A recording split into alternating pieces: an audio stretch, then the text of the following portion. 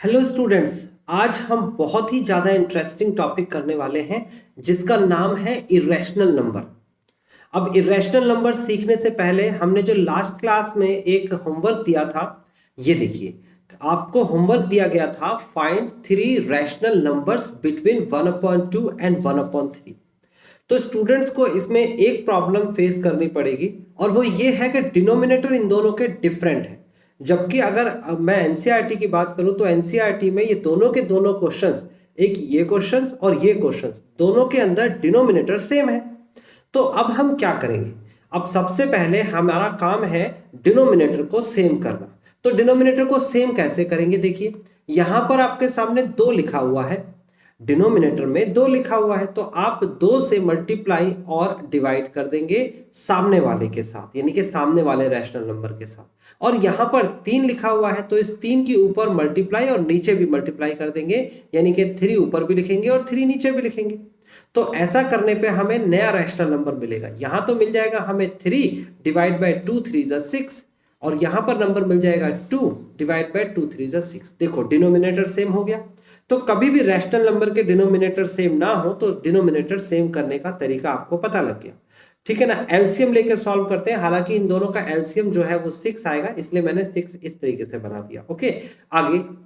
अब देखिए, इन दोनों में बड़ी संख्या कौन सी है और छोटी संख्या कौन सी है। तो ये बात आपको पता होना चाहिए कि छोटी संख्या लेफ्ट में लिखते हैं तो 2 यहां पर छोटी है और 3 यहां पर बड़ी संख्या है, तो 2 को हम लेफ्ट में लिख लेते हैं और 3 को हम राइट में लिख देते हैं। अब हमारे पास ये एक प्रॉपर रैशनल नंबर है, जैसे कि ये वाला नंबर था 3 और 4।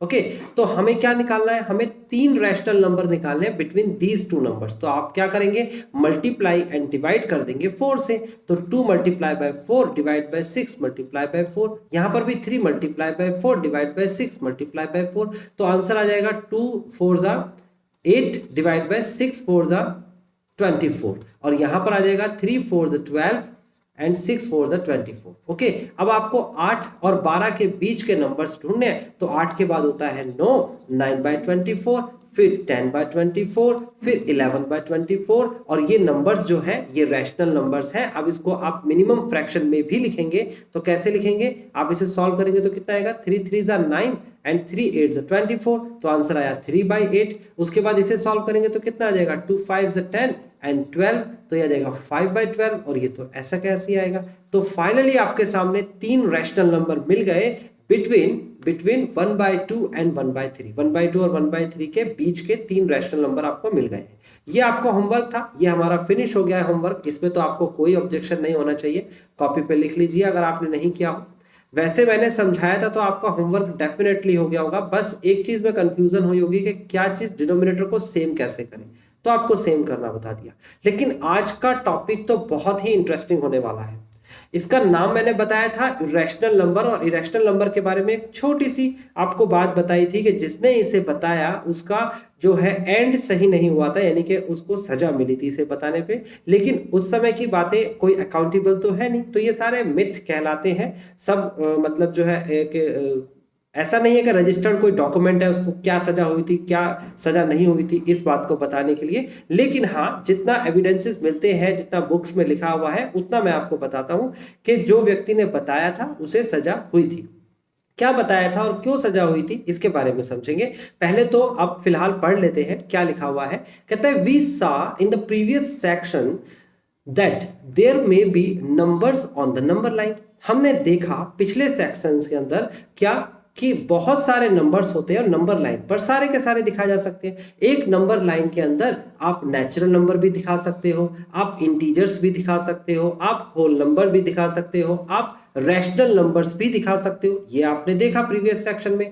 कहता है इन दिस सेक्शन, कहता है we are going to investigate these numbers, इन numbers का investigation करेंगे। so far all the numbers you have comes across, कहता है are of the form of p upon q, where p and q are the integers, q is not equal to 0। इतनी बातें तो आपको पता है। so you may ask, are there numbers which are not in this form? ऐसे कौन से number अब बच गए जो p अपॉन क्यू की फॉर्म में नहीं लिखे जा सकते? जैसे कि मैंने आपको बताया था कि 1 एक होल नंबर है, एक नेचुरल नंबर है, एक ओड नंबर भी है, साथ साथ एक रैशनल नंबर भी है। अपॉन में 1 लगा के इसे रैशनल नंबर भी लिख सकते हैं। उसके बाद 2 एक आपको क्या दे रखा है? इवन नंबर है, नेचुरल नंबर है, होल नंबर भी है, लेकिन साथ साथ ये एक रैशनल नंबर भी हो सकता है। ऐसे नेगेटिव में भी हो सकता है, ऐसे फ्रैक्शन में भी हो सकता है, ऐसे डेसिमल में भी हो सकता है। तो ऐसे बहुत सारे नंबर्स होते हैं जो कि रैशनल नंबर्स होते हैं। ये बात आपको पता लग गई। लेकिन कौन से नंबर है, देखो क्वेश्चन मार्क लगा रखा है, जो अभी रैशनल नंबर नहीं है, उन नंबर्स को क्या बोलेंगे? तो कहता है there are indeed such numbers, ऐसे नंबर्स हैं और उन्हें ही रैशनल बोला गया है। यहां पर एक छोटा सा नोट दे रखा है, इसको जरूर पढ़िए स्टूडेंट्स। क्या लिखा हुआ है जरा पढ़ते हैं और समझते हैं इसका मतलब। The Pythagoreans in Greece, Greece is a name of country, और पाइथागोरियन किसे कहते हैं? जो पाइथागोरस को फॉलो करते हैं, उनके विचारों को फॉलो करते हैं, उनके स्टूडेंट्स बोल सकते हैं हम। The Pythagoreans in Greece, followers of the famous mathematician and philosopher Pythagoras। जो क्या है? फॉलोवर्स है। किसके फॉलोवर्स है? पाइथागोरस के जो फॉलोवर्स है उसे पाइथागोरियन बोलते हैं। ओके, कहता है were the first to discover the numbers which were not rationals, यानी कि उन्होंने ये डिस्कवर किया था वर्ड जो कि रैशनल नहीं होता। ओके, कहता है अराउंड 400 BC, बिफोर क्रिस्ट, है ना, बिफोर कॉमन एरा भी बोल सकते हैं, BCE। Okay, BCE, before common era.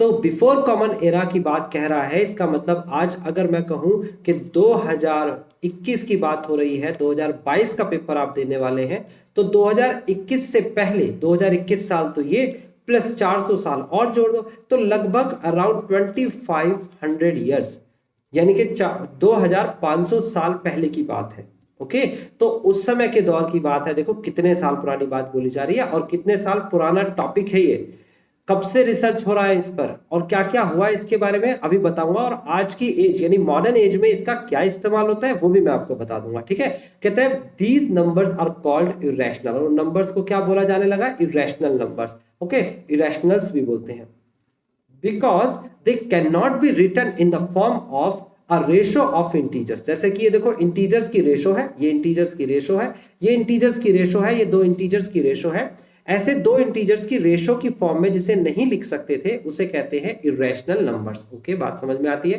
कहते हैं there are many myths surrounding the discovery of irrational numbers by the Pythagoreans. बहुत सारे मिथ है उसमें। हिप्पोकस ऑफ क्रॉटन, क्रॉटन उनके किसका नाम था? विलेज का नाम था। किसका? Hippasus. Hippasus is the name of a person.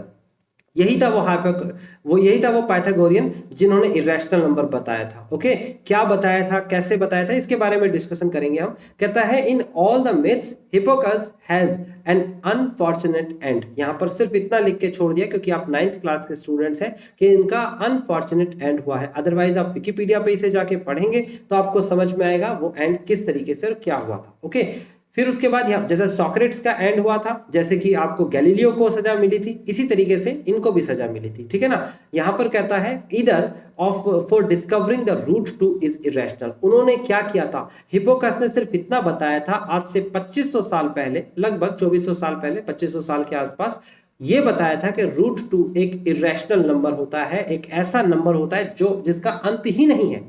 अब आप कहेंगे जिसका अंत नहीं है ऐसी कोई सी चीज होती होगी क्या? तो यहां पर आज की डेट में तो आप इसे सोचना बहुत आसान है, लेकिन आज से 2500 साल पहले इस बात का सोचना बहुत कठिन काम था। क्यों कठिन था अभी मैं बताता हूं, और क्यों इनको सजा मिली थी, किस फ्रेम ऑफ माइंड से सजा मिली थी, क्या फ्रेम था उस समय सोसाइटी का, ये मैं आपको थोड़ा सा बताऊंगा। ठीक है, यहां पर कहता है for disclosing the secret of root two the people outside the secret Pythagorean sect. तो यानी कि इसका मतलब हो गया कि इन्होंने ये सीक्रेट बताया किसको? आउटसाइड द पीपल को, कि रूट टू एक इरेशनल नंबर होता है, इसी वजह से इन्हें सजा मिली है। ओके, अभी पहले इसका बैकग्राउंड समझ लेते हैं। देखिए, आज से हजारों साल पहले, आज भी ऐसा होता है वैसे, आज से हजारों साल पहले सिर्फ यही समझा जाता था कि गॉड की सुप्रीमेसी होती है, साइंस नाम की चीज नहीं आई थी। साइंस को मानने वाले और साइंटिस्ट जो थे, साइंस नाम का शब्द ही नहीं था, वो सब फिलोसोफर थे और वो सोचते थे कि गॉड क्रिएट द वर्ल्ड, और गॉड ने क्रिएट किया है तो ऑब्वियस सी बात है गॉड परफेक्ट है, तो जो परफेक्ट है उस पर कोई भी उंगली नहीं उठा सकता, है ना। वो तो हमेशा हर चीज कंप्लीट बनाता है। तो ये चीज सोची गई थी आज से हजारों साल पहले, आज भी इसकी मान्यता है, आज भी इसे माना जाता है कि गॉड परफेक्ट है। तो अगर गॉड परफेक्ट है तो ऐसा कोई नंबर नहीं हो सकता जो कि इन्फिनिटिव हो, यानी कि ऐसी कोई स्थिति नहीं हो सकती, ऐसी कोई सिचुएशन नहीं हो सकती जिसका अंत ही ना हो, क्योंकि उस समय ब्रह्मांड के बारे में, कॉस्मोस सिस्टम के बारे में दुनिया को इतना नहीं पता था। उन्हें सिर्फ इतना पता था कि हाँ सन है, अर्थ है, मून है, कुछ प्लैनेट्स के बारे में उन्हें और पता था बस। और वो जानते थे ये लिमिटेड है, इनकी लिमिटेड रेंज होती है। अपने शरीर को जब आप देखते हो तो आपको लिमिटेड चीजें दिखती है, क्योंकि जो चीज हमारी आंखें दिखाती हैं वो एक लिमिटेड है। लेकिन आज के युग में आप सब जने जानते हैं कि माइक्रोस्कोप ने हर चीज चेंज कर दी है। जब से माइक्रोस्कोप आया और जब से आपको पता है हाई डेफिनेशन माइक्रोस्कोप्स आ गए हैं और हायर पे हम जाने की कोशिश कर रहे हैं, तो वो सब कुछ आपको दिखा सकते हैं, वो सब चीज जो आप अपनी नेक्ड आई से नहीं देख सकते। ये चीज आप आज आपके लिए बहुत आम है, लेकिन आज से हजारों साल पहले ये चीज इतनी आम नहीं थी। तो ये सोचना बड़ा मुश्किल काम था। उस समय हिप्पोक्रेटस ने सोचा, कैसे सोचा वो मैं आपको बताता हूं। उसने कहा कि एक लाइन होती है ये, और उसने पाइथागोरस का, ऑफ कोर्स वो उसका फॉलोअर्स था तो उसी की थ्योरी को अपनाएगा। तो ये एक लाइन है, ये सर स्ट्रेट लाइन लिख लेते हैं पहले। ये एक स्ट्रेट लाइन है आपके सामने, ये इसकी एक लेंथ डिसाइड कर लेते हैं। सपोज कर लेते हैं इसकी लेंथ है 3 सेंटीमीटर ले लो या मीटर ले लो, कुछ भी ले सकते हो। मैंने 3 सेंटीमीटर ले ली। एक दूसरी लाइन ले लेते हैं ये, और इसकी लेंथ ले लेते हैं 4 सेंटीमीटर। आपने कहा कि पाइथागोरस ने ये बताया था दुनिया को कि अगर मुझे इसकी ये थर्ड वाली साइड, इस वाली साइड को अगर इसे नापना हो तो कैसे नापूंगा। तो अगर ये राइट एंगल है, अगर ये राइट एंगल ट्रायंगल है, तो इसका मतलब थर्ड वाली साइड को बिना नापे बता सकता हूं कितनी होगी। ये आप सब जने जानते हैं, इसे पाइथागोरस की थ्योरी कहते हैं, जिसको हम 10th में प्रूफ भी करेंगे। ओके, फिलहाल इसको कैसे निकालते हैं, ये थर्ड वाली साइड को कैसे निकालते हैं। पहले हम एक साइड का स्क्वायर करेंगे, फिर दूसरी साइड का स्क्वायर करेंगे, और फिर जब स्क्वायर कर देंगे तो उसका रूट कर देंगे। तो आप देखेंगे ये आ जाएगा √3 का स्क्वायर हो जाए, यहाँ पर हो जाएगा 3 का स्क्वायर 9, 4 का स्क्वायर 16, टोटल हो जाएगा 25। 25 का स्क्वायर रूट करेंगे तो 5। आपको हर चीज कंप्लीटली सॉल्व करनी आनी चाहिए। अब 5 सेंटीमीटर आपकी ये थर्ड वाली लेंथ हो गई 5 सेंटीमीटर, यानी कि बिना नापे हमने बता दिया कि ये थर्ड जो लेंथ है इस साइड को हम बोलेंगे 5 सेंटीमीटर। ओके, यहां से यहां तक इसकी रेंज है और आप ये डिसाइड करके बता सकते हो। आपने जब फुट्टा लेकर यानी कि स्केल लेकर इसे नापा तो भी 5 सेंटीमीटर ही आई। ओके, ये बात साबित हो गई, ये हर जगह साबित हो गई। तो पाइथागोरस ने अपनी थ्योरम बताई, लोगों ने एक्सेप्ट करी। अब ये जो पाइथागोरस था जिसका नाम था हिप्पोक्रेटस, उसने कहा कि अगर ये लेंथ ली जाए 1 और ये लेंथ ली जाए 1, तो 1 का स्क्वायर प्लस 1 का स्क्वायर ये होता है, और इसका रूट तो ये आता है √2। तो उन्होंने ये बताया कि √2 को जब हम सॉल्व करेंगे बाय सर्टेन प्रोसेस, जो डिवीजन मेथड होता है, 9th में भी आपने सीखा होगा, अभी भी आपको सिखा दिया जाएगा आगे। तो आपको उसने बताया कि ये वैल्यू कभी फिनिश नहीं होगी, खत्म नहीं होगी, यानी 1.414 एंड सो ऑन टू चलती चली जाएगी, कभी खत्म नहीं होगी। यानी कि इसकी लेंथ को कभी नापा नहीं जा सकता। यानी कि ये लाइन यहां से यहां तक जैसे मैंने बताई, तो अगर मैंने कहा 1, तो यानी कि ये आपके सामने 1 है, ये आपके सामने 0, 1, 2। तो 1.4 का मतलब 1 और 2 के बीच में कहीं होगा। 1 और 2 के बीच में 5 होता है, और इससे पहले पहले होगा यहाँ, फिर उसके बाद और भी कहीं बीच में होगा, फिर और भी कहीं बीच में होगा, और भी कहीं बीच में होगा। यानी कि वो वाला पॉइंट होगा तो कहीं पर, लेकिन कहां होगा ये नहीं बता सकते। तो इसका मतलब इसको हम एक डेफिनेट शेप नहीं दे सकते, यानी कि इसको हम नाप नहीं सकते। ये बात बताई तो गॉड की क्रिएशन पर ऑब्जेक्शन हो गया। तो इसलिए लोगों ने उसे, जो वहां के किंगडम थे और वहां के जो लोग थे, उन्होंने उसे सजा दी। ओके, सजा में क्या दी इस बात के बारे में ज्यादा क्लियर नहीं बताया गया है, बट ये बात सुनने में बड़ी अजीब लग रही होगी कि छोटी सी बात के लिए क्यों मर रहे हो आप। लेकिन आपको मैं आज की क्लास में बताऊंगा कि ये बात छोटी नहीं थी। आज जितने गैजेट्स का आप इस्तेमाल करते हो, आप जितनी फैसिलिटी और जितना साइंस का रिवोल्यूशन का आप इस्तेमाल करते हो, इवन ये लेक्चर्स आप देख पा रहे हो, इवन ऐसी कोई भी चीज, जितनी बड़ी बड़ी डिजीज के सॉल्यूशंस हो रहे हैं या फिर उसकी कोशिश हो रही है, अप्रोच हो रही है मेडिकल साइंस के अंदर, वो सब चीजें इस बात पर डिपेंड करती है कि मैथमेटिशियन ने आज से हजारों साल पहले कोई कॉन्सेप्ट सोचा था, फिर उस पर काम किया गया, और आज तो उसका रिवोल्यूशनरी इंपैक्ट पड़ता है। ठीक है, एक बार चेक करते हैं इतनी सारी बातें जो मैंने बोली इसका क्या इस्तेमाल है आपकी क्लास में। तो आपकी क्लास में जितना है पहले उतना ही पढ़ते हैं ना, फिर उसके बाद थोड़ा सा एक्स्ट्रा पढ़ लेंगे। देखिए यहां पर लिखा है let us formally define as, यहां पर आपको दे रखा है इरेशनल नंबर जिसका नाम एस से रिप्रेजेंट करता है, और ये क्या होता है पी अपॉन क्यू की फॉर्म में नहीं होता है ना, वो वाला can not be written in the form of p upon q. Okay, तो ऐसे एग्जांपल्स क्या होते हैं आपकी क्लास में कितना बताया, क्योंकि 9th और 10th में मिलाकर ये टॉपिक कंप्लीट किया है, तो कुछ टॉपिक्स जो प्रूफ करने वाले हैं वो 10th में पढ़ेंगे, यहां तो सिर्फ थ्योरी पढ़नी है।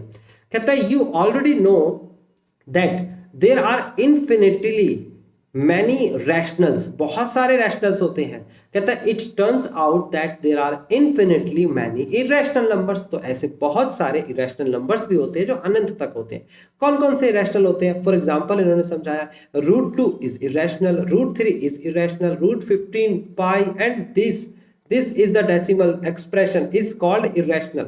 अब ये सारे के सारे इरेशनल हैं, आपको बोल दिया इस एनसीईआरटी में, आपने मान लिया, ऐसा नहीं करेंगे, हम इसको पार्टिकुलर फॉर्म में सॉल्व करके देखेंगे। लेकिन कुछ सेक्शन इसका क्योंकि 10th क्लास में है तो हम 10th क्लास में इसका फर्दर डिस्कशन करेंगे, ठीक है ना, कि इरेशनल नंबर यही क्यों होते हैं, यही इरेशनल नंबर क्यों होते हैं, इसका डिस्कशन 10th में।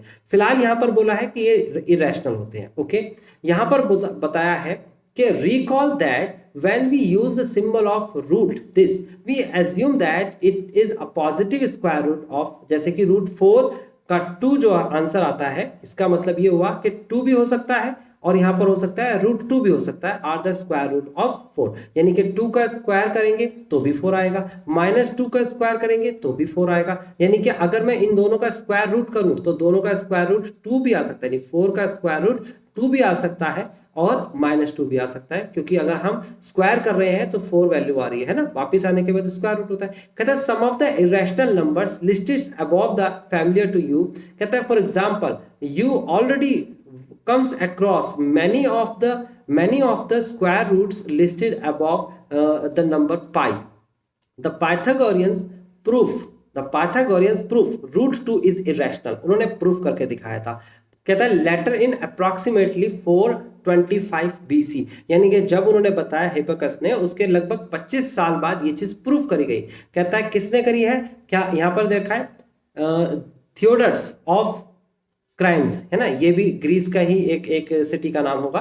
तो यहां पर दे रखा है जिन्होंने प्रूफ किया उनका नाम, ये नेम ऑफ द पीपल, और ये कहां के हैं उनका विलेज दे रखा है।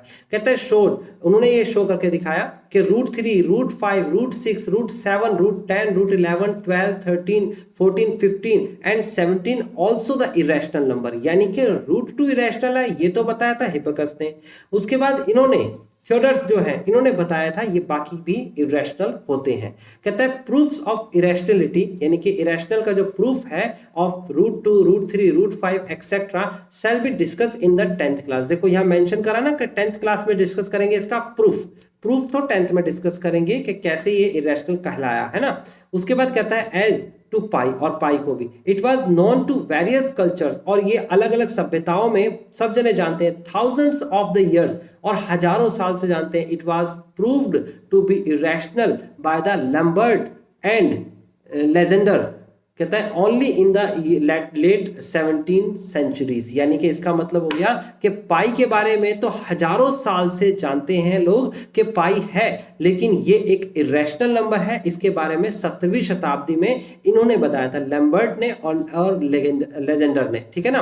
कहता है इन द नेक्स्ट सेक्शन, और इसके बाद का जो हमारा सेक्शन है, we will discuss this is and pi is irrational, वो हम बाद में डिस्कस करेंगे इस एक्सरसाइज के बाद, जो आज की एक्सरसाइज फिनिश होगी उसके बाद।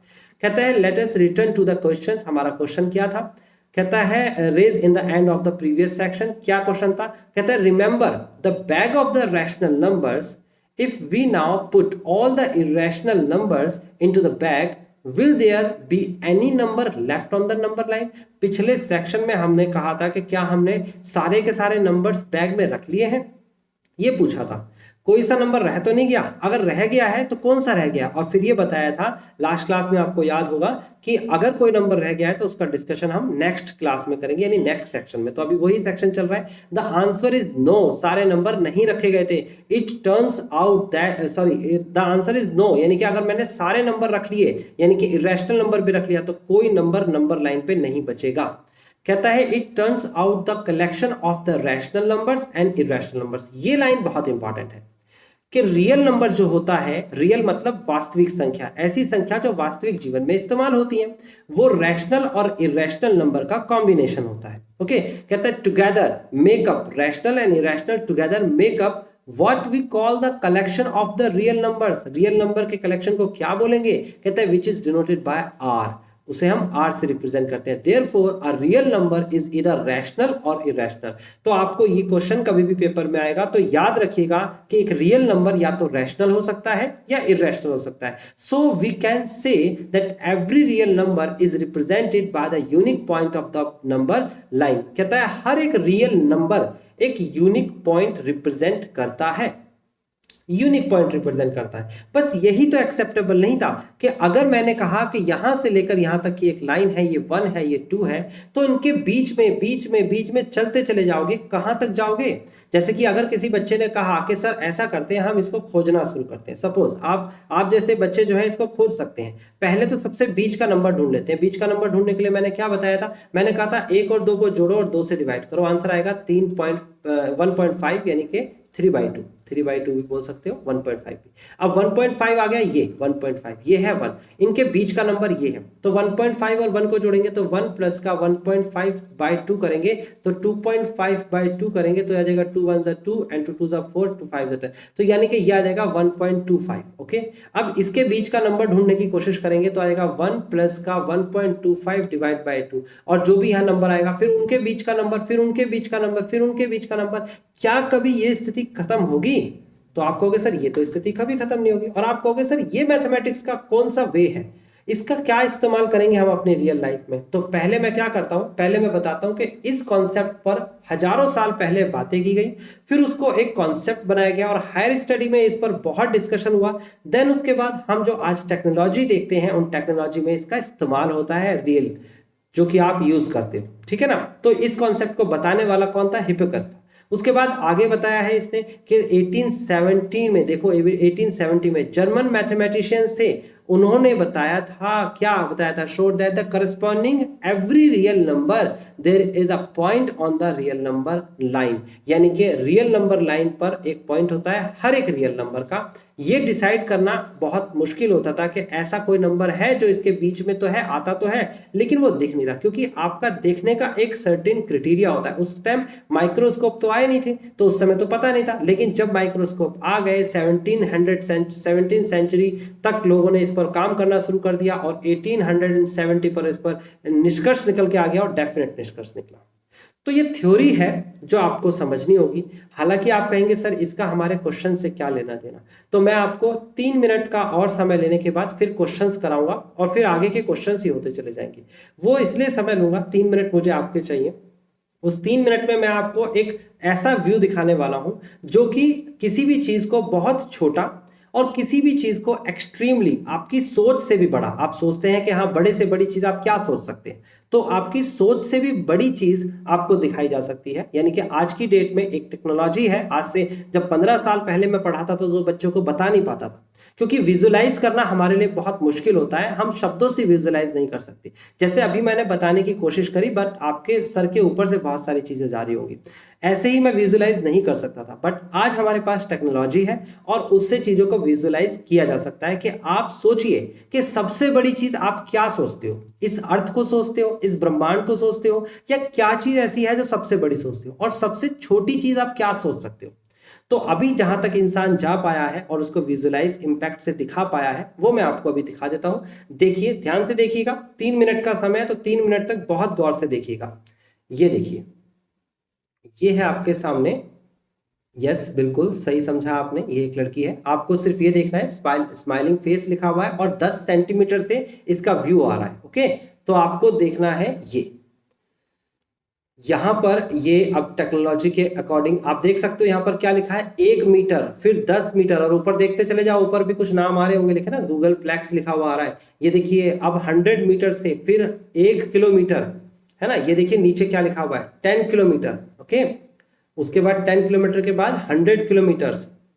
ये व्यूज देखिए, बड़े से बड़ी चीज आपको बताई जाएगी, ये कितना बड़ा हो सकता है, किसी चीज को मैथ्स में कितना बड़ा सोचा जा सकता है। बच्चे सोचना बहुत इंपॉर्टेंट था। देखिए अभी ये 1 मिलियन किलोमीटर है ना, अर्थ और मून आ गया यहाँ पर ना, इसे कहते हैं आपके पास, फिर इसके अर्थ के नियर जो एस्ट्रॉइड्स हैं वो आ गए 100 मिलियन किलोमीटर्स है ना, इनर प्लैनेट्स, फिर आउटर प्लैनेट्स 1 बिलियन किलोमीटर में आ गया, फिर उसके बाद कैपुलर बेल्ट है ना, ये आपका कॉस्मस सिस्टम है, इतने के बारे में इंसान जान चुका है, ध्यान रखिएगा। फिर उसके बाद 1 ट्रिलियन किलोमीटर के अंदर इनर ऑर्ट क्लाउड, ओके, उसके बाद सन आ गया। देखो अब ये गैलेक्सी है, हमारी गैलेक्सी आएगी अब यहाँ पर 100 light years, local bubble, okay, ये नाम याद रखना, ये नाम ऑलरेडी बन चुके हैं और ये ऑलरेडी इस पर वर्क होता है। फिर उसके बाद 100,000 लाइट ईयर्स, ये हमारा मिल्की वे है, ये हमारी गैलेक्सी है जिसमें हम रहते हैं। इस गैलेक्सी को पार करने के बाद हमारी नेबरहुड गैलेक्सीज भी है, ओके, और इसके बाद लोकल, फिर उसके बाद कॉस्मिक वेब दे रखा है आपको, और उसके बाद ये है आपके सामने uniform universe 10 billion light years, 10 billion light years, ये है आपके पास क्या, ये है यूनिफॉर्म यूनिवर्स। तो आप सोचिए कि कोई चीज जो आपने अब तक सोची है, बैठ के सोचिए जरा, वो कितनी बड़ी हो सकती है। अगर मैथमेटिशियन उस चीज पर, कॉन्सेप्ट पर काम ही नहीं करते हजारों साल पहले, तो आज इतनी बड़ी टेक्नोलॉजी के बारे में पता ही नहीं चलता कि इतना बड़ा भी है कुछ यूनिवर्स, ओके। ये तो खैर एनिमेशन के थ्रू आपको चीजें दिखाई जा रही हैं, तो आप इस चीज को रियलाइज कर सकते हो, विजुलाइज कर सकते हो, माइंड में विजुलाइज कर सकते हो। लेकिन अभी तक इंसान ने क्या चीज खोज पाया है, सिर्फ यूनिफॉर्म यूनिवर्स के बारे में जानता है, जो इस तरीके से दिखता है। अब वापस चलते हैं जहां से हमने स्टार्ट किया था, एक बार फिर से देखते हैं ओवरव्यू। देखिए 100 बिलियन, 10, 1 मिलियन है ना, फिर उसके बाद वापस आ गए लोकल बबल, और उसके बाद अपनी गैलेक्सी पे आएंगे हम, ये आ गई गैलेक्सी, और ये है हमारे सामने हमारा अर्थ, एंड आफ्टर दैट उस अर्थ पे ये है आपका यहाँ पर स्माइलिंग फेस, ओके। और ये डिस्टेंस कितना बताया है, 10 सेंटीमीटर, ओके। तो आपको क्या पता चला इससे, आपको पता चला कि कितना बड़ा, यानी कि कितनी बड़ी लेंथ सोची जा सकती थी, अनएक्सपेक्टेड है यहाँ पर, लेकिन आज की डेट में ये चीज देखी जा सकती है और एक्सेप्टेबल भी है। हजारों साल पहले इतना नहीं सोचा जा सकता था, अगर कैलकुलेशंस नहीं होती तो सोच ही नहीं सकते थे। अब बात करते हैं, हिप्पोकस ने बताया था √2 एक ऐसी संख्या एक लाइन के बीच में होती है जो कि बहुत छोटी होती है, जिसको देखा तो नहीं जा सकता लेकिन बहुत छोटी होती है। आप कहोगे सर बहुत छोटी होती है तो कितनी छोटी हो सकती है, तो आपको उस छोटेपन का भी बताता हूं मैं, कितना छोटा हो सकता है।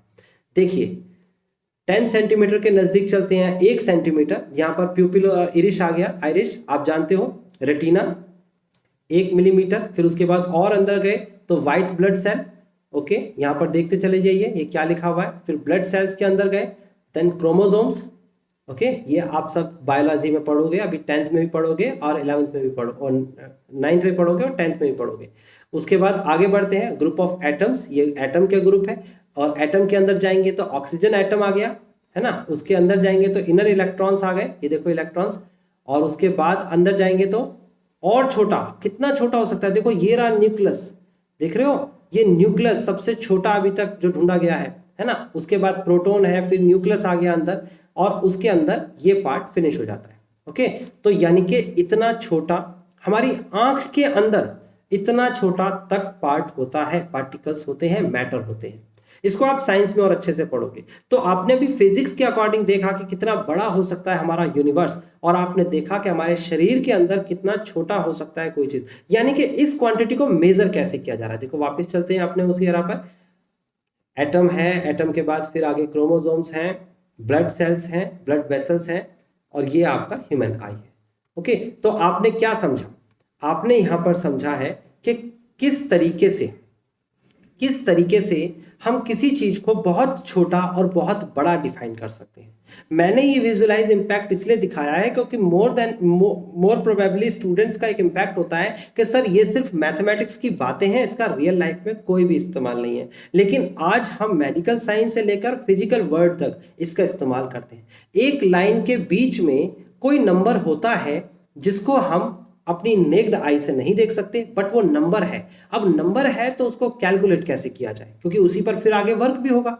तो वो वर्क करने के लिए हमें एक एक स्टेप सिखाया जा रहा है। अब आपको ये क्वेश्चंस इसी कंट्रास्ट में करने हैं जो मैं बताने वाला हूं कि आपको जो वर्क दिया है आपको बस तसल्ली से वो वर्क करना है। आगे उसका हायर क्लासेस में इंपैक्ट है, बहुत अच्छे से डीप इंपैक्ट है, बट अभी आपको नहीं सोचना। ओके, तो मैंने आपको इसका इंट्रोडक्शन दे दिया क्योंकि 9th क्लास में पहली बार इरेशनल नंबर इंट्रोड्यूस हुआ था और आपके जैसे स्टूडेंट्स जो आज 21st सेंचुरी में पढ़ रहे हैं उन्हें सब चीज बिल्कुल क्लियर पहले ही पता होनी चाहिए। ये नहीं कि जितना लिखा है उतना पता होना चाहिए। ओके, एडवांस आपको नॉलेज होनी चाहिए। ओके, अभी फिलहाल कर चलते हैं हम क्वेश्चन के पास। अब हमारे क्वेश्चन से स्टार्ट हो गए हैं। कहता है locate root 2 on the number line. अब देखो रूट 2 एक इरेशनल नंबर होता है जिसको आप लिखना शुरू करो तो कभी खत्म ही नहीं कर सकते। आपके पास मोबाइल तो होगा ना, उस मोबाइल पे रूट 2 टाइप करिए और देखिए उसका कैलकुलेटर पे, उस कैलकुलेटर पे उसका आंसर क्या आता है। वो आंसर आता ही चला जाएगा, लाखों में, करोड़ों में, अरबों में, खरबों में, डेसिमल्स के बाद, लेकिन कभी खत्म नहीं होगा। और उसको नंबर लाइन पर शो करना एक बहुत बड़ा चैलेंज है। तो उसका एक सर्टेन प्रोसेस है, आपके सामने सॉल्यूशन अवेलेबल है, बट मैं इसे फिर भी आपको करके दिखाऊंगा कैसे करना है। रूट 2 को नंबर लाइन पर कैसे दिखाया जाता है, रूट 2 ऑन नंबर लाइन, ये क्वेश्चन पेपर में आएगा, है ना, नंबर लाइन। तो आप क्या करेंगे, आप मेरे साथ साथ एक एक करके स्टेप्स आप कॉपी करेंगे और अपने पास प्रकार, पेंसिल, फुट्टा सब लेकर बैठिए। ओके, तो ये सबसे पहले फुट्टे से आपने एक लाइन खींच दी, सिंपल लाइन है। उसके बाद आपने एक जगह पर 0 नाम दे दिया और कुछ डिस्टेंस पर आपने 1 नाम ले लिया। आप अपने फुट्टे से खींच रहे हैं तो 1 सेंटीमीटर को ले सकते हैं या फिर 1 इंच को ले लीजिए, सेंटीमीटर तो बहुत छोटा होता है, तो 1 इंच को ले लीजिए। तो यहां पर आपने 1 नाम दे दिया। ओके, अब एक यहां से यहां तक का डिस्टेंस जो 1 है इस पर परपेंडिकुलर डालिए और परपेंडिकुलर डी से डलता है। डी पता है ना आपको कैसे होता है, ये होता है डी, ये आपका डी है और इसमें ये 90 डिग्री होता है। इस पर रखेंगे तो ये सीधा सीधा 90 डिग्री खींचेगा, आपको 90 डिग्री खींचना आना चाहिए। और यहां से भी आपको दूरी लेनी है 1 यूनिट, यानी कि 1 यूनिट की डिस्टेंस आपने यहां से ली, यहां से यहां तक की दूरी 1 और यहां से यहां तक की दूरी भी आपको 1 ही लेनी है। ओके, आपका ये 1 है, ये 1 है, दोनों 1 है ना। तो आपको क्या करना है, सिंपल प्रकार को रखना है। प्रकार की नोक तो रखनी है यहां पर और पेंसिल की नोक रखनी है यहां पर। पेंसिल की नोक यहां पर होनी चाहिए, प्रकार की नोक यहां होनी चाहिए और इन दोनों को नाप लीजिए। ये जो लेंथ है इसको नाप लीजिए, प्रकार से नापनी है, प्रकार से। और जो प्रकार की नोक तो यहां रखी है आपने और पेंसिल को यहां रखा है, इस पेंसिल को यहां से ऐसे डॉटेड में, ऐसे डॉटेड में घुमाइए और घुमाने के बाद अपनी नंबर लाइन पर एक कट लगा दीजिए, अर्क कहते हैं इसे। ओके, तो ये जो दूरी है यहां से लेकर और यहां तक की दूरी जो है ये आपकी रूट 2 आ गई, रूट 2 की दूरी, क्योंकि ऑब्वियस सी बात है ये लेंथ रूट 2 है। आप कहोगे ये लेंथ रूट 2 कैसे आई, तो पाइथागोरस थ्योरम ने बताया था ना, अगर ये राइट एंगल ट्रायंगल है तो इसका मतलब 1 का स्क्वायर प्लस 1 का स्क्वायर, ऐसे तो बताया था 1 का स्क्वायर प्लस 1 का स्क्वायर का रूट, तो इसका मतलब रूट 2 और ये रूट 2 आ गया। ये हाइपोटेनस होती है। तो आपको समझ में आ गया हाइपोटेनस कैसे निकाली गई। ये जो लेंथ है, ये वाली लेंथ, यही लेंथ को प्रकार से आपने नापा और प्रकार की पेंसिल को ऐसे घुमाते हुए लाए, यहां पर कट कर दिया। रूट 2 की लेंथ यहां हो गई, आप ऐसे करके एरो लगा के दिखा देंगे रूट 2। प्रॉपर तरीके से लिखने का तरीका आपके सामने है। ओके, अब आपको कहता है रूट 3 को लिख के दिखाइए, रूट 3 को नंबर लाइन पर। तो रूट 3 को नंबर लाइन पर कैसे लिखेंगे, ध्यान से समझना, ये भी बहुत इंपॉर्टेंट है। सबसे पहले एक नंबर लाइन ड्रॉ करिए, अभी ड्रॉ करिए मेरे साथ साथ। फिर उसके बाद यहां लिखिए 0, यहां पर लिखिए एक लेंथ ले लीजिए 1, यहां पर इस पर परपेंडिकुलर डालिए और परपेंडिकुलर डाल दीजिए सीधा ऐसे। और इसकी लेंथ भी कितनी है आपके सामने 1 है ना, ये भी 1 है, ये भी 1 है। तो ऑब्वियस सी बात है रूट 2 निकालना आपको आता है। रूट 2 कैसे निकलेगा, आप ये मिला देंगे और ये हो जाएगा रूट 2।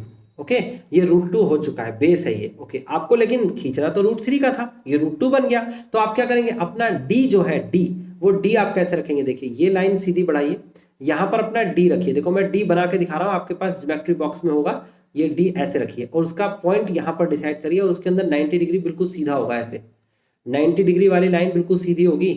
तो वो 90 डिग्री वाली जो लाइन है, ये वो जो सीधी वाली लाइन है, यहां पर आप खींचेंगे 1 यूनिट, आप फुट्टे से 1 यूनिट की दूरी खींचेंगे। आप यहां पर ऐसे पॉइंट लगा लीजिए, फिर जितनी यूनिट ये थी ना 1, जितनी यूनिट ये थी 1, उतनी ही यूनिट यहां खींचेगी, ये होगी 1 यूनिट। ओके, 1 सेंटीमीटर या 1 इंच हो सकता है, फिलहाल इंच ले लीजिए। तो ये आपने 1 यूनिट खींची है, यहां पर रोक दिया आपने, स्टॉप कर दिया।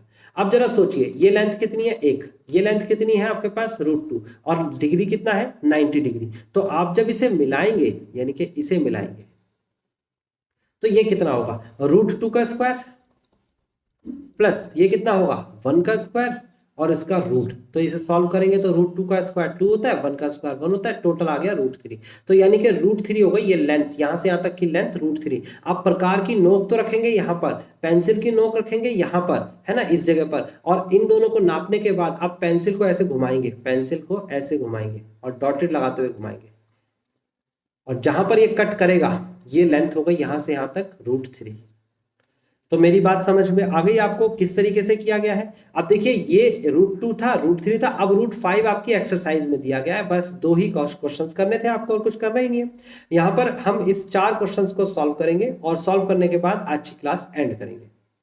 पहला क्वेश्चन क्या कहता है, state whether the following statement are true और फॉल्स। बताइए कौन सा ट्रू और फॉल्स है और जस्टिफाई भी करिए। कहता है every irrational number is real number. तो पहले तो ऐसा करते हैं, इसके हम एक फिगर बना लेते हैं। हमने फिगर बनाई थी, देखो सबसे छोटा नंबर हम सबसे नीचे लिखते हैं।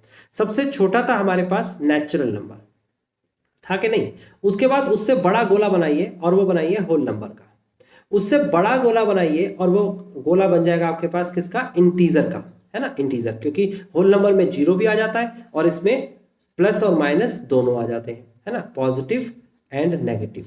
ओके, और नेचुरल नंबर के अंदर 1 से शुरू होते हैं, पॉजिटिव नंबर्स ही आते हैं। ओके, इस जेड के बाद आएगा क्यू।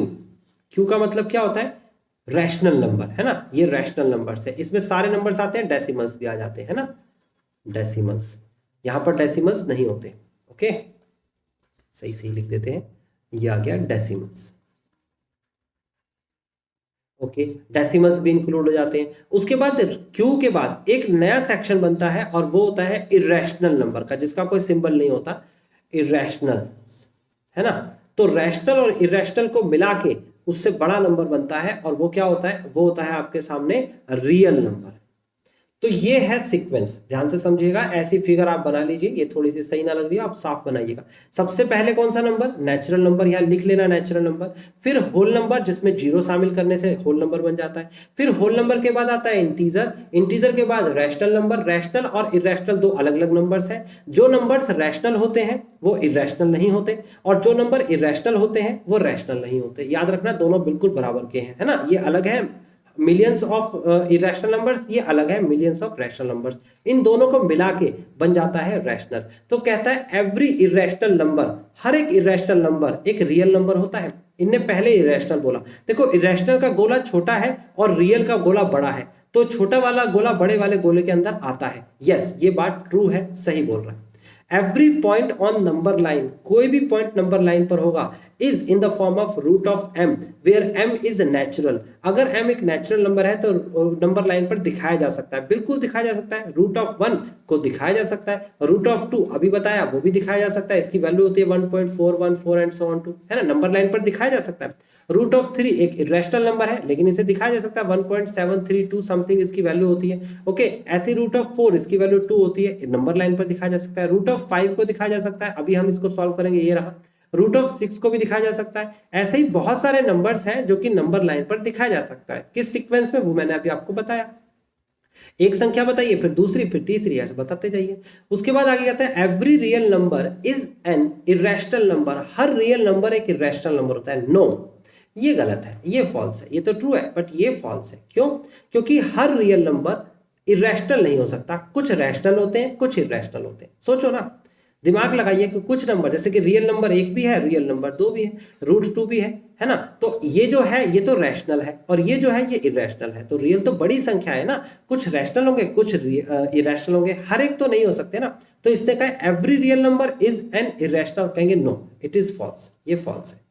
तो पहला मैंने आंसर दे दिया है, विद लॉजिक आंसर दिया है। आई नो कुछ बच्चों को समझ में आएगा, कुछ को नहीं समझ में आएगा। तो जिसको समझ में नहीं आएगा आप मुझसे पूछेंगे। अगर आप पूछेंगे तो मैं आपको जरूर जवाब दूंगा। किसी भी रिगार्डिंग आप कोई भी डिस्कशन करेंगे तो मैं आपको बिल्कुल जवाब दूंगा, ठीक है ना। बट आप समझने की कोशिश पहले करिएगा। सेकंड की बात करते हैं, are the square root of all positive integers. क्या सभी पॉजिटिव इंटीजर्स का स्क्वायर रूट इरेशनल होता है? कहेंगे नो। अभी कर देते हैं, देखो ये पॉजिटिव इंटीजर है, इसका स्क्वायर रूट एक जो है वो रैशनल है, रैशनल। ओके, उसके बाद रूट 2, ये इसका तो स्क्वायर रूट करेंगे तो क्या आएगा 1.414 एंड सो ऑन टू, ये एक इरेशनल नंबर है, इरेशनल। उसके बाद अगर मैं बात करता हूँ √3, ये भी एक इरेशनल नंबर है। √4 आएगा आंसर 2, ये एक रैशनल नंबर है। तो आपको पता लगा कि कुछ नंबर्स रैशनल भी होते हैं, कुछ नंबर्स इरेशनल भी होते हैं। ऐसा नहीं है कि हर एक नंबर इरेशनल होता है, तो नो। कहता है इफ नॉट, अगर नहीं है, गिवन एग्जांपल, तो मैंने एग्जांपल दे तो दिए, लिखेंगे ये एक रैशनल है, ये एक इरेशनल है, ये एक इरेशनल है, ये एक रैशनल है। तो आपने एग्जांपल दे दिए, 3-4 मैंने दे दिए, बाकी आपकी मर्जी है, कोई भी एक एग्जांपल दे दो। कहता है of the square root of a number that is rational, ऐसा एग्जांपल दीजिए जिसका स्क्वायर रूट करें और वो रैशनल नंबर हो जाए। तो ये लो मैंने बता दिया, √4 is equal to 2, this is rational, तो ये मैंने एग्जांपल बता दिया। ये एक पॉजिटिव इंटीजर है, इसका रूट करा तो एक रैशनल आ गया, आप पेपर में यही लिख के आएंगे। उसके बाद कहता है √5 को एक्सप्रेस रिप्रेजेंट करो नंबर लाइन पर। ये आपका होमवर्क है, कैसे करोगे मैं इसका रफ आइडिया दे देता हूँ। मैं आपको रफ आइडिया दे देता हूँ कैसे करेंगे। आज की क्लास में सिर्फ 5 ही क्वेश्चन होने थे, 4। तो ये कैसे करेंगे हम, देखो √5 को number line, √5 on number line. अपने एग्जाम्पल तो कर ही लिया है। देखो सबसे पहले क्या करेंगे, सबसे पहले एक लाइन खींचेंगे, उस लाइन पर एक 0 ले लेंगे, यहां पर लेंगे 1, ओके। फिर उसके बाद आप यहां पर d रखेंगे। d को कैसे रखना है देखो मैं बना के दिखा देता हूं। ये d का पॉइंट होता है बीच वाला, और ये यहां पर 90 लिखा होगा बिल्कुल बीच में। तो जहां 90 लिखा होगा वहां ऐसे पॉइंट बना लीजिए, d को हटाइए और फुट्टे से उस पॉइंट को मिला दीजिए, ओके। फिर उसके बाद फुट्टे से नापिए, ये कितना है, ये 1 यूनिट है। जितनी यूनिट है उतनी यूनिट ये होनी चाहिए, मतलब कि ये आगे छोटा बड़ा लाइन कर लेना, लेकिन लिखना 90 पे, है ना। तो ये आपके पास क्या आ गया, ये आपके पास आ गया √2। आपको पता लग गया √2 कैसे आया, ये देखिए ये आ गया 1 का स्क्वायर प्लस 1 का स्क्वायर का रूट करेंगे तो √2, ये वैल्यू √2 आ गई। अब ये वैल्यू √2 आ गई तो यहाँ पर d रखिए, और d कैसे रखेंगे देखो मैं रख के दिखा रहा हूँ आपको। ये आपका d ऐसे रखा हुआ है ऐसे, ओके। इसका 0 यहां पर मिलना चाहिए, डी का बिल्कुल बीच वाला पॉइंट, ओके। तो उसके बाद आपको क्या करना है, उसके बाद आपको यहां से 90 डिग्री का एंगल खींचना है। तो 90 डिग्री का एंगल ऐसे बन जाएगा, सीधा सीधा डी से बनेगा ना। वैसे कंपास से ही बन सकता है बट आप डी से बनाइए, ओके। ये कितना यूनिट लेना है, 1 यूनिट, यानी कि इंच में ले रहे हो तो 1 इंच। तो ये आपका 1 इंच है, तो इसे मिलाएंगे तो कितना आएगा, ये आएगा आपके पास यहां से यहां तक मिलाने के बाद √3। आपको सर कैसे आएगा, देखो ये √2 है, ये 1 है, तो आप देखो यहाँ पर √2 का स्क्वायर प्लस 1 का स्क्वायर, अभी तो बताया था मैंने, ये आया था आपके पास 2 + 1 यानी कि √3। तो ये √3 आ गया। अब आपको क्या करना है, अब आपको d रखना है। कहां पर d रखना है, आपको यहां पर d रखना है। और रखने के बाद कैसे रखना है भाई, ये d ऐसे रखा जाएगा, है ना, ये देखो सीधी लाइन। उसके बाद यहां से 90 डिग्री का एंगल बचेगा, ये 90 डिग्री बिल्कुल सीधा होगा ऐसे, इस टाइप से 90 डिग्री, ओके। तो यहां पर आपने देखा तो कितनी यूनिट लेनी है, 1 यूनिट लेनी है, लेंथ उतनी रखनी है 1, है ना। तो 1 यूनिट लेने के बाद ये √3 है, ये 1 है, तो √3 और 1 अगर हम सॉल्व करेंगे तो कितना आंसर आएगा, तो ये आंसर आएगा यहां से लेकर यहां तक जब इसे नापेंगे तो ये आ जाएगा आपके पास √4। क्या आ जाएगा, √4। कैसे आएगा देखो, √3 का स्क्वायर प्लस 1 का स्क्वायर का रूट करेंगे तो आ जाएगा √3 + 1, दिस इज √4। √4 की वैल्यू 2 होती है, तो बेसिकली √4 आ गया। फिर आपको क्या करना है, d रखना है। कहां पर रखना है, d यहां पर रखना है। देखो मैं फिर से खींच रहा हूं ये लंबी लाइन, और यहां पर d ऐसे रखा जाएगा ना। आप d रखिए, पेज को थोड़ा मोड़ लेना या फिर d को मोड़ लेना, और फिर उसके बाद यहां पर 90 डिग्री का एंगल तो वैसे ही खिंचता है, सीधा सीधा एंगल 90 डिग्री। और ये कितनी यूनिट लेनी है, 1 यूनिट लेनी है ना। 1 यूनिट आपको लेनी है। 1 यूनिट लेने के बाद 1 यूनिट जितनी भी लेंथ आप लोगे, ये 1 यूनिट है और ये 4 √4। तो अगर आप इसे मिलाएंगे, यानी कि इसे मिलाएंगे तो ये बन जाएगा √5। तो √5 समझ में आया कैसे बना, देखो √4 का स्क्वायर, √4 का स्क्वायर प्लस 1 का स्क्वायर का रूट, तो कितना आ जाएगा 4 + 1 √5। बेस का स्क्वायर प्लस परपेंडिकुलर का square is equal to hypotenuse का स्क्वायर, हो ना। हाइपोटेनस की लेंथ आ जाती है, ओके। तो ये आपको √5 समझ में आया। अब जो लेंथ यहां से लेकर यहां तक है, आप क्या करेंगे, आप इसको ऐसे बनाएंगे। देखो ये लेंथ को आप यहां पर रखेंगे प्रकार की नोक, यहां पर रखेंगे आप पेंसिल, और पेंसिल रखने के बाद आप इसे ऐसे करेंगे, ऐसे खींचते जाएंगे, ऐसे एक राउंड सा बना देंगे, और फाइनली जहां पर भी ये कट करेगा वहां पर लिख देंगे √5। तो बात समझ में आ गई आपको कैसे लिखना है, ओके। एक और मेथड्स यूज करते हैं, एक और मेथड यूज करते हैं और समझाते हैं आपको एक दूसरे मेथड से सेम √5 निकालना, है ना। फिर आपको अपने मेथड्स खुद से बना लेने हैं। पाइथागोरस को बहुत अच्छे से ध्यान से समझना होगा आपको। √5 और नंबर लाइन दूसरे मेथड से, सेकंड मेथड। कौन से मेथड से, सेकंड मेथड। आप चाहे तो पेपर में फर्स्ट मेथड करें, आप चाहे तो सेकंड मेथड करें। देखो अगर मैंने यहां से एक नंबर लाइन खींची और इस नंबर लाइन पर यहां लिखा 0 और यहां पर लिखा है मैंने 1, क्या लिखा है 1 यूनिट, ये हो गया 1, यहाँ से यहाँ तक की वैल्यू 1। अब मेरे को डी रखना है यहाँ पर, और रखने के बाद 90 डिग्री का एंगल खींचना, और 90 डिग्री का एंगल कुछ ऐसे खींच जाएगा सीधा। अब मैंने ये लेंथ तो 1 ली है, लेकिन ये लेंथ मैं 2 यूनिट लूंगा। अब फुट्टे से 2 यूनिट तो नाप सकते हो ना आप, 2 यूनिट पे आके यहाँ पर ऐसे पॉइंट लगा दूंगा, और ये हो गया आपके पास 2, ये है आपके पास 1। आप क्या करेंगे, आप इसे सिंपली नापेंगे। यहाँ पर प्रकार की नोक रखिए, यहाँ पर पेंसिल की नोक रखिए, और इसको ऐसे करके सीधा सीधा फुट्टे से खींच लेंगे। पहले नाप लीजिए, नापने के बाद जो आंसर आया वो √5 आएगा। आप कहोगे सर कैसे आएगा, देखो बेस का स्क्वायर करेंगे 1 का स्क्वायर, परपेंडिकुलर का स्क्वायर करेंगे 2 का स्क्वायर, और इसका रूट करेंगे तो कितना आ जाएगा 1 + का 4 एंड दिस इज 5, तो ये √5 आ गया। अब आप क्या करेंगे, जो आपने पेंसिल रखी है उसको आप डॉटेड में ऐसे मिलाते जाएंगे मिलाते जाएंगे मिलाते जाएंगे, और जहां पर आके कट करेगा ये √5 आ जाएगा। ये वही आंसर आएगा जो पिछली बार वाले में आया था। पिछली बार वाला मेथड क्या था, पहले √2 निकलेगा, फिर √3 निकलेगा, फिर √4 निकलेगा, फिर √5 निकलेगा, और यहाँ डायरेक्ट √5 निकाला जा सकता है। तो इस मेथड का यूज कर सकते हो, अच्छा मेथड है ये। ओके, तो ये तो हो गए आपके 3 क्वेश्चंस तक। अब चौथा क्वेश्चन है क्लासरूम एक्टिविटी, और ये मैं कराने वाला हूं और आपको जरूर करना है ये। ओके, कहता है constructing a square root spiral. Square root spiral बनाना है आपको, स्पाइरल। आपको पता है स्पाइरल क्या होता है, जो घूमता चला जाता है घूमता चला जाता है घूमता चला जाता है घूमता चला जाता है, इसे स्पाइरल कहते हैं। आपने कभी स्पाइरल नोटबुक जरूर देखी होगी, स्पाइरल नोटबुक देखी है कि नहीं देखी है? बिल्कुल, आपने स्पाइरल नोटबुक देखी है तो आपको पता लग गया होगा स्पाइरल क्या होता है। अब देखो स्पाइरल कैसे बनेगा और क्या करना है मैं आपको बताता हूं। देखिए, आपको सिंपली एक रूट का स्पाइरल बनाना है, और कहां तक, एक ही पेज एक ही उस पर बनाना है। एक चार्ट पेपर लेना है बड़ा सा, और उस पर साफ साफ तरीके से पेंसिल से क्या करना है वो मैं बता देता हूं आपको अभी मैंने √5 तक तो बता ही दिया, फिर से रिपीट करता हूं। आपको चार्ट पेपर लेना है पूरा का पूरा, और उस पर ऐसे एक लाइन खींचनी है बीच में, यहां लिखना है 0, यहां लिखना है 1, उसके बाद डी रखना है, और उसके बाद 90 डिग्री का एंगल बना के 1 यूनिट ले लेनी है। उसके बाद ये यहाँ पर 2 है, यहाँ पर कितना है 2, ये 1 है ये 2 है। ओके, ये लेंथ भी 1 है। आप यहाँ से जब इसे नापेंगे तो ये नापेंगे तो कितना आएगा, ये नापेंगे तो आएगा √2। √2 कितना होता है 1.4, तो 1.4 मतलब कि ये जब आप इसे ऐसे करके मिलाएंगे तो ये यहाँ आके काटेगा, इसे कहेंगे √2, ऐसे एरो लगा देना। फिर उसके बाद आपने यहाँ पर डी रखा, और उसके बाद 90 डिग्री का एंगल खींचा, ये 1 यूनिट है।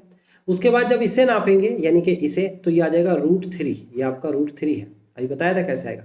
फिर इसको आप ऐसे डॉट डॉट डॉट डॉट ऐसे मिलाएंगे, और √3 की वैल्यू 1.7 होती है, तो 1.5 के बाद आएगा, यहाँ लिखेंगे √3।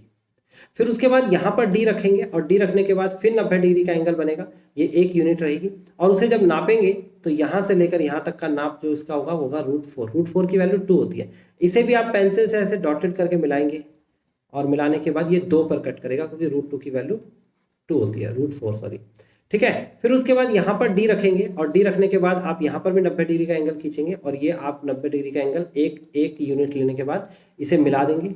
मिलाने के बाद जब इसे डॉटेड से मिलाएंगे, यानी कि इसको ये √5 आएगा, है ना, तो जब इसे डॉटेड से मिलाएंगे तो थोड़ा सा और बाहर की तरफ जाएगा, 2.25, है ना, यह जाएगा √5। ऐसे ही उसके बाद फिर और डी रखेंगे, यहाँ पर डी रखने के बाद फिर 90 डिग्री का एंगल खींचेंगे और इसे मिलाएंगे।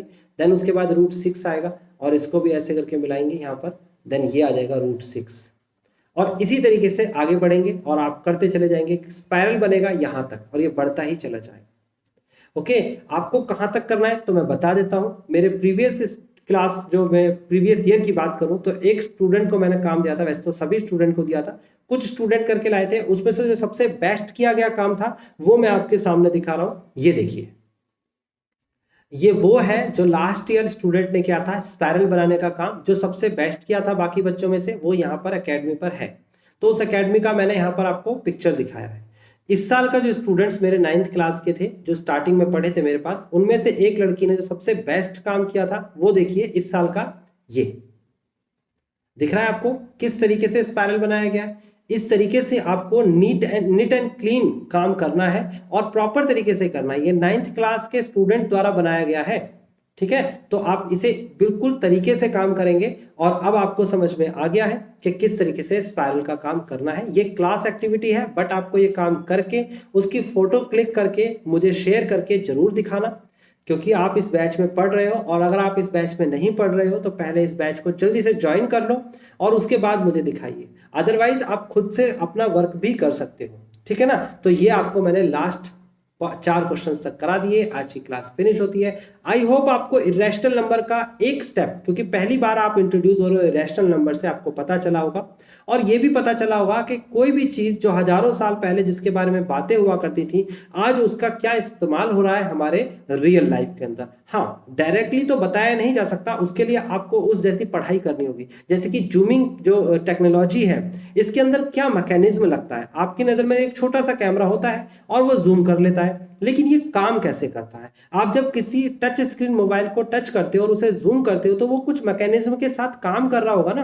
तो वो काम कैसे करता है, उसके पीछे का मैथमेटिक्स क्या है, उस पर कौन सी कैलकुलेशन लग रही है, वही कैलकुलेशन का एक बहुत बेसिक फाउंडेशन 9th क्लास में सिखाया जा रहा है।